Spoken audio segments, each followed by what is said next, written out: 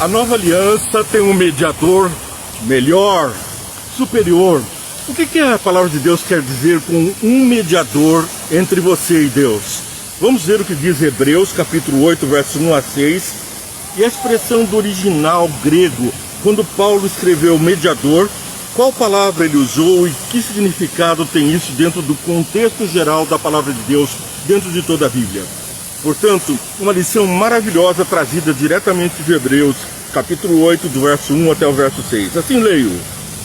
O mais importante do que estamos tratando é que temos um sumo sacerdote como esse, o qual se assentou à direita do trono da majestade nos céus, e serve no santuário, no verdadeiro tabernáculo que o Senhor erigiu, e não o homem. Todo sumo sacerdote é constituído para apresentar ofertas e sacrifícios. E por isso era necessário que também este tivesse algo a oferecer. Se ele estivesse na terra, nem seria sumo sacerdote, visto que já existe aqueles que apresentam as ofertas prescritas na lei. Eles servem num santuário que é cópia, sombra daquele que está nos céus. Já que Moisés foi avisado quando estava para construir o tabernáculo, tenha cuidado de fazer tudo segundo o modelo que lhe foi mostrado no monte. Agora, porém, o ministério que Jesus recebeu é superior ao deles, assim como também a aliança da qual ele é mediador é superior à antiga, sendo baseada em promessas superiores. Mediador, aquele que faz uma mediação, nós vemos isso como um árbitro no nosso direito brasileiro. Vimos isso como um juizado de pequenas causas, onde o juiz faz a mediação. Mas está falando da nossa relação com Deus. O que mais pode dizer o mediador? Será que nós precisamos de um mediador entre nós e Deus? O tempo todo, será que Deus não está disposto a ouvir os nossos reclamos, as nossas orações? Ou será que Deus está pronto e então dispensamos Jesus? Vamos adiante no nosso texto.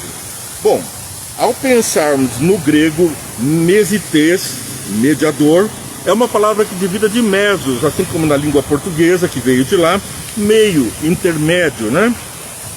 É aquele que anda ou fica no meio. Aquele, portanto, que quando a gente vai fazer uma causa diante do juiz, o advogado se põe exatamente no meio, entre o réu e o juiz. Ali a gente se coloca como um mediador, apresentando ao juiz a defesa do réu. Assim também Jesus se coloca como mediador nosso diante do universo, nosso advogado. Ele está apto a isso, pois sofreu todo tipo de provação e venceu o mal. Satanás não deu trégua a Jesus, oferecendo momento após momento tentação sobre tentação. Mas em tudo ele foi encontrado perfeito. E eu, você que estamos na graça, porque estamos imperfeitos, vivendo uma vida ainda de pecado, mas subindo pela graça de Deus a imagem e semelhança dele. Agora temos um outro contexto, uma nova personalidade, a personalidade de Jesus sendo inculcada em mim e em você. Que maravilha! Veja, a primeira palavra que teria então um significado importante na mediação, no mediador, no mesites, é a palavra de árbitro. Um árbitro é um juiz, está lá para julgar. E nós sabemos que Jesus, além de nosso mediador, de nosso advogado junto ao Pai, ele também é o juiz de todas as coisas e no final dos tempos vai exercer o juízo sobre bons e maus. Mas sobre isso nós temos então mais partes, como negociador, tipo um corretor de negócios. Ele está exercendo esse sacerdócio de mediação, negociador. A mediação, portanto, quer dizer também negociador junto aos céus. Mas a nossa lição vai dizer que não é bem assim. Vou então enfatizar quando Jesus é mediador e quando não precisamos de mediador. Negociador. Além disso, ele é testemunha. Imagina o nosso advogado sendo testemunha contra nós?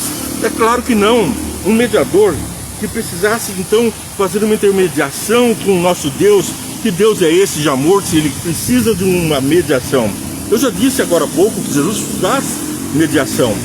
Mas não é a mediação porque o Pai nos abandonou, porque está disposto a nos castigar, ou porque precisa de um mediador para sermos ouvidos. Não, é uma mediação porque nos afastamos de Deus. E agora, por seu sacrifício, ele está apto à mediação, a negociar.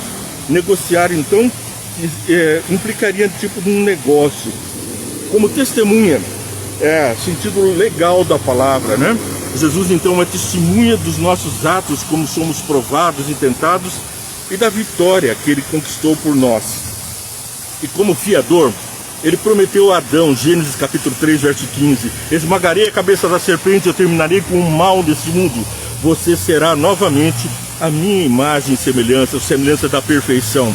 Portanto, ele é fiador, porque ele garantiu lá no Éden a restauração da raça humana, o resgate daqueles seres que haviam sido sequestrados por Satanás. Agora então o nosso fiador garantiu que viria, mas o fiador já cumpriu a promessa, já pagou o preço. Você está livre, e estando livre está apto para aceitar a paga. Não precisa mais expiar o seu próprio pecado, que Cristo já fez isso por nós. Vamos ver um outro olhar. Apresentamos aqui Jesus como árbitro, como negociador, como testemunha e como fiador. Alguém que garantia a execução de um contrato. Ele garantiu e pagou. Mas nós temos também outra expressão onde Jesus não é nada disso. Vamos ver por quê. Jesus não é mediador. Por quê? Porque no sentido de resolver uma contenda entre nós e o Pai, não há contenda entre nós e o Pai. Nos afastamos do Pai porque pecamos. Jesus resolve o problema do pecado, portanto não há mediação. Agora estamos livres para nos apresentar diante do Pai, o véu aberto, sem nenhuma necessidade de intermediação. Foi o que Jesus disse: vocês mesmos podem falar com o Pai, fazer os seus filhos, porque Ele vos ama. Foi aberta a porta dos céus para mim e para você, para que nós possamos lá estar com o nosso Deus, falando diretamente, sem necessidade de intermediários, sejam eles pastores, padres, santos, beatos. Você, com a porta arregaçada, completamente aberta, você e Deus. Ponha-se a olhar para o seu Salvador, ponha-se a falar com seu Deus, em nome de Jesus. Jesus disse: tudo que pedires ao Pai, em meu nome, isso será feito. Agora então nós temos uma certeza.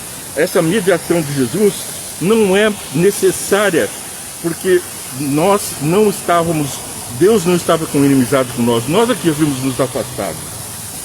Num segundo momento, ele também não precisa ser pacificador e nem testemunha, porque Jesus, ele é mais do que tudo isso, do que um pacificador. Ele não precisa conciliar as partes, já que Deus está sempre conciliado conosco. Por outro lado, ele também não, como testemunha, ele testemunha da existência da nova aliança, que é superior à anterior, como diz em Hebreus 7:22. E como fiador, ele garante as promessas que estão cumpridas e que serão cumpridas. Então, ele é fiador ainda da nossa redenção eterna, do fim do pecado neste mundo. Com a sua vitória na cruz, ele garante a nossa vitória eterna. Assim estão cumpridas essas promessas, como vemos em Hebreus 6, 19 e 20. Vamos ver o que diz Hebreus 6, versos 19 e 20? Temos aqui: temos essa esperança como âncora da alma, firme e segura, a qual adentra o santuário interior por trás do véu, onde Jesus, que nos precedeu, entrou em nosso lugar, tornando-se sumo sacerdote para sempre, segundo a ordem de Melquisedeque. Bom, nós vemos que então ele se ofereceu como sacrifício perfeito, como lemos em Hebreus capítulo 8, verso 1 a 5. Também vemos que o rosto de Moisés, quando ele passou ali os 40 dias no monte e recebeu as tábuas da lei, ali no Monte Sinai ele tem um contato pessoal com Deus, ele vê Deus por uma fresta na pedra, e então ele volta do monte com o rosto brilhante, e o povo fala: põe um véu na frente de você, porque não conseguimos suportar o brilho que sai do seu rosto. O mundo de pecado não suporta o brilho dos filhos de Deus, porque resplandecemos o caráter e a luz que vem dele, e isso atormenta, faz com que anjos caiam dos céus. foi assim que Satanás foi despencado dos céus, não suportou a santidade e a presença de Deus, foi expulso, perdeu a batalha e agora está também por ser expulso desse planeta segundo a perfeição da fiança de Jesus. Moisés falou com Deus face a face, como está em Êxodo 33:11.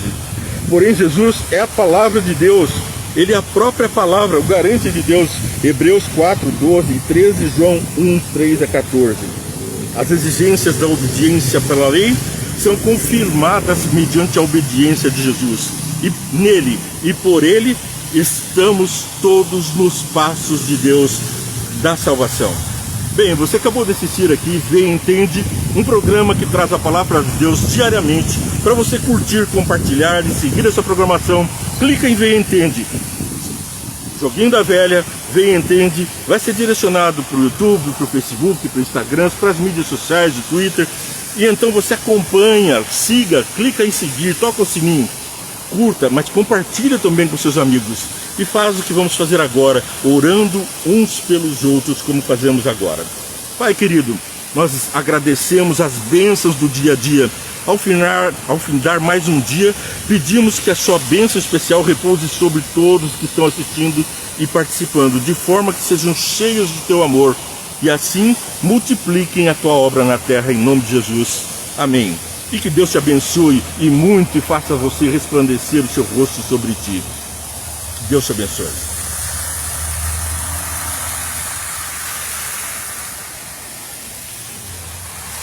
Um visualzinho aqui da cidade de Capivari, uma bela praça. Olha aí, estamos então diante dessa novidade, né?